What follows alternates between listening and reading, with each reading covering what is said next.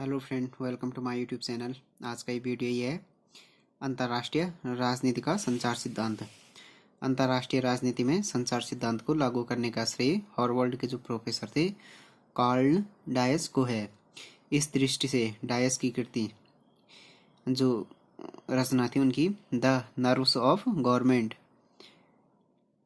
विशिष्ट महत्व की रचना है। इसके अतिरिक्त डायस का शोध लेख है communication models and decision system, जो कि जेम्स चार्ल्स वर्थ द्वारा संपादित पुस्तक कॉन्टेम्परेरी पॉलिटिकल एनालिसिस में प्रकाशित हुआ। उसके विचारों को विस्तार से स्पष्ट करता है।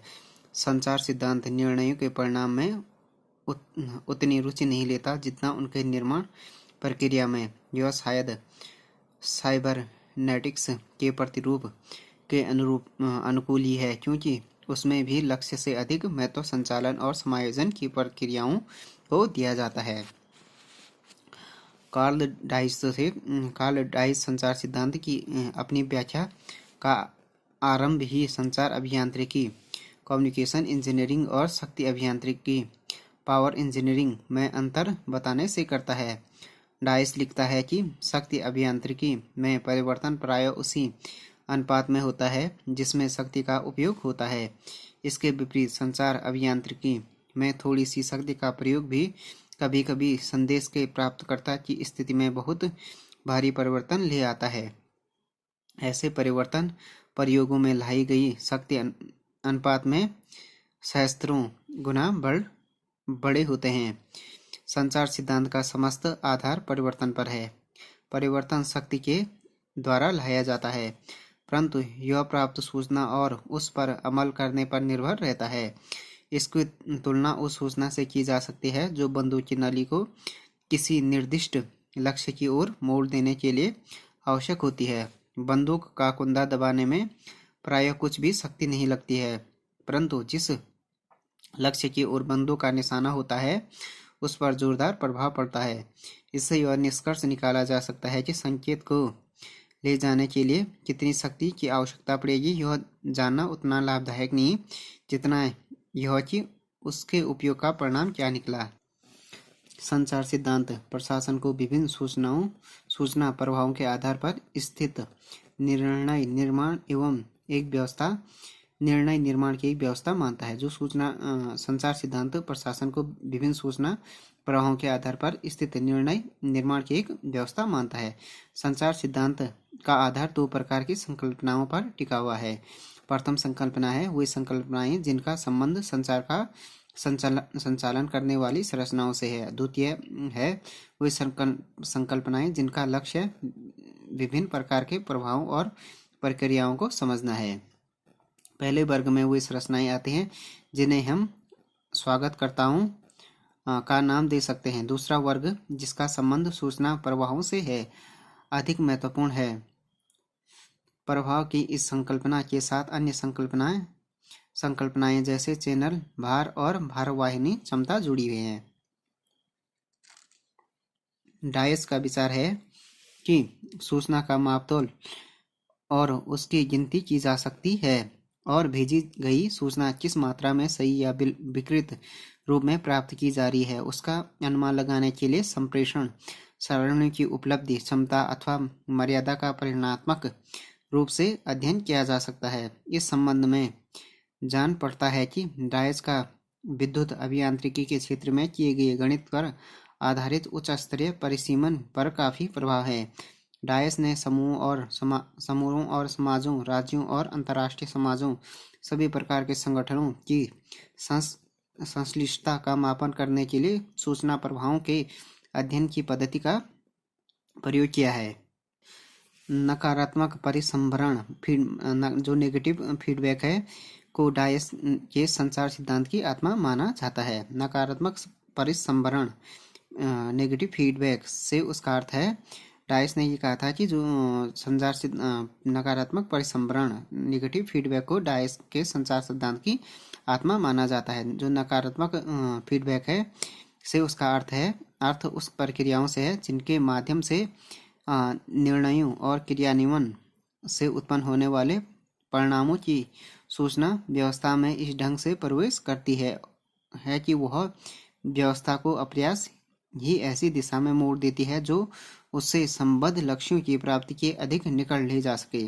संचार सिद्धांत की मूल मान्यता यह है कि लक्ष्यों तक पहुंचने के लिए प्रतिसंभरण का पर्याप्त मात्रा में होना आवश्यक है। एक अच्छी व्यवस्था की पहचान ये है कि वह सूचना को अविकृत रूप में और ठीक समय पर प्राप्त कर सके और उसके आधार पर अपनी स्थिति और व्यवहार में समझ रहते आवश्यक और पर्याप्त परिवर्तन ला सके। डायस मानता है कि राजनीतिक व्यवस्था में यह सारी प्रक्रिया उतनी ही सरल और व्यवस्थित होनी चाहिए जितनी कि किसी जीवित प्राणी की तंत्रीय व्यवस्था में। डायस के संचार सिद्धांत के विश्लेषण में 4 परिमाणात्मक तत्व जोड़कर अपने संकल्पनात्मक ढांचे को और अधिक स्पष्ट कर दिया है। यह 4 तत्व भार, पश्चता, लैग, अभिलाभ, गेन और अग्रता, लीड है। भार का अर्थ परिवर्तनों की उस व्यापकता और गति से है जो एक ऐसी व्यवस्था जो उद्देश्य को प्राप्त करना चाहती है अपने लक्ष्यों की स्थिति में ला सकती है। पश्चता का अर्थ निर्णयों और कार्यों के परिणाम के संबंध में सूचना के समय पर और सही रूप में पहुंच जाने पर भी व्यवस्था के द्वारा उसे समझने अथवा उस पर सही कार्यवाही करने की में शिथिलता से है। अभिलाभ का अर्थ है प्राप्त होने वाली सूचना के प्रति अनुक्रिया, रिस्पॉन्स का व्यापक और प्रभावशीलता होना है। उग्रता का अर्थ है कि अपनी प्रस्तावित कार्यवाही के भावी परिणामों का पहले से ही अनुमान लगाकर व्यवस्था इस ढंग से कायम करे कि वह निर्धारित लक्ष्य को प्राप्त कर सके। डायच परिसंभरण फीडबैक के प्रतिरूप को परंपरागत विश्लेषण की तुलना में अधिक श्रेष्ठ मानता है क्योंकि उसके द्वारा राजनीतिक व्यवस्थाओं की कार्यविधियों के संबंध में बहुत से ऐसे महत्वपूर्ण प्रश्न पूछे जा सकते हैं जो विश्लेषण की परंपरागत पद्धतियों में संभव नहीं है।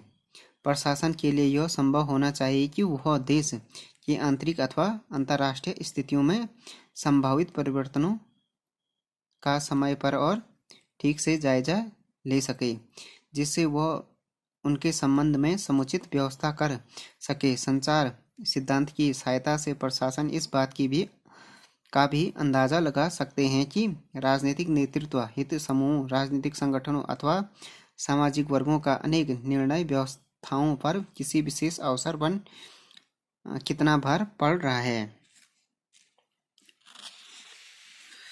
डायस यह भी मानता है कि संचार सिद्धांत किसी भी राजनीतिक व्यवस्था की मात्रा के संबंध में सुनिश्चित सूचना दे सकता है। सुनिश्चित इस कारण कि उसका आधार परिमाणीकरण है, न कि ज्ञात और अज्ञात तत्वों। एक अनिश्चित देर पर वह सिद्धांत से यह अपेक्षा रखता है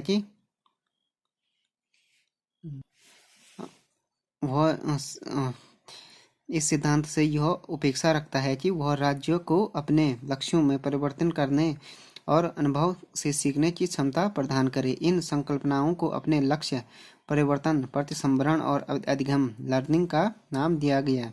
तो डायस का ये भी मानना है कि संचार सिद्धांत किसी भी राजनीतिक व्यवस्था की मात्रा के संबंध में सुनिश्चित सूचना दे सकता है। सुनिश्चित इस कारण कि उसका आधार प्रमाणीकरण पर है, न कि ज्ञात और अज्ञात तत्वों के एक अनिश्चित ढेर पर। वह इस सिद्धांत से यह भी उपेक्षा रखता है कि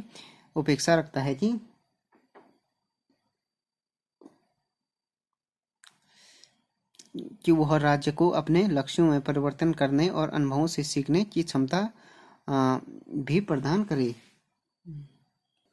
तो ये अपेक्षा रखता है कि वह राज्य को क्या करे, लक्ष्यों में परिवर्तन करने और अनुभवों से सीखने की क्षमता प्रदान करे। इन संकल्पनाओं को अपने लक्ष्य, परिवर्तन, परिसंभरण और अधिगम का नाम दिया है। संचार सिद्धांत की कुछ आलोचना है। ये आलोचना है औरन यंग ने लिखा है कि संकल्पनाओं को मूर्त रूप देने और परिमाणात्मक विश्लेषण की दिशा में यह उपागम अत्यंत समर्थ है, परंतु उस उपागम का आग्रह प्रमुखतः निर्णय निर्माण की प्रक्रिया पर है। निर्णयों के परिणामों पर बहुत कम। वह सूचनाओं के प्रभावों का और उन विभिन्न संरचनाओं की प्रकृति का जो उन्हें दिशा देती है अध्ययन करता है, परंतु सूचना की सार वस्तु के संबंध में उदासीन प्रतीत होता है। यह सिद्धांत एक अत्यंत यांत्रिक सिद्धांत है और मानव व्यवहार को उसने मूलतः अभियांत्रिकी रूप देने का प्रयत्न किया है। डायस द्वारा प्रयोग में लाया गया प्रतिमान इतना जटिल हो गया है कि अंतर्राष्ट्रीय घटनाओं को समझने में सहायता पहुंचाने के स्थान पर वह हमें और भी अधिक उलझन में डाल देता है। तो फ्रेंड्स, ये वीडियो हो गया अंतर्राष्ट्रीय राजनीति का संचार सिद्धांत। Thanks for watching this video. If you like this video, please subscribe my channel and like, share and comment on this video.